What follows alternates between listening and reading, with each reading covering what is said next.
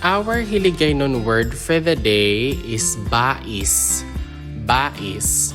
Bais in English is a dispute, an argument, a discussion, or altercation. Bais. It can also be to argue, dispute, discuss, or quarrel. Bais. Hindi kamo magbais. Hindi kamo magbais. That means don't dispute. Hindi kamo magbais. Ginabaisan nila ang pagpatindog sang bag-o nga balay. Ginabaisan nila ang pagpatindog sang bag-o nga balay. That means they are discussing the erection of a new building.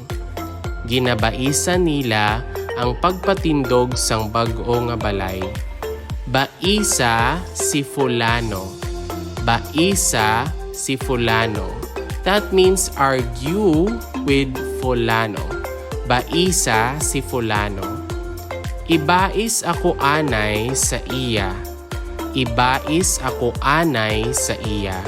That means please argue with him for me. Ibais ako anay sa iya. And that is all about our Hiligaynon word for the day, bais. Bais. If you learned something new from this video, please don't forget to click like, leave a comment, and subscribe.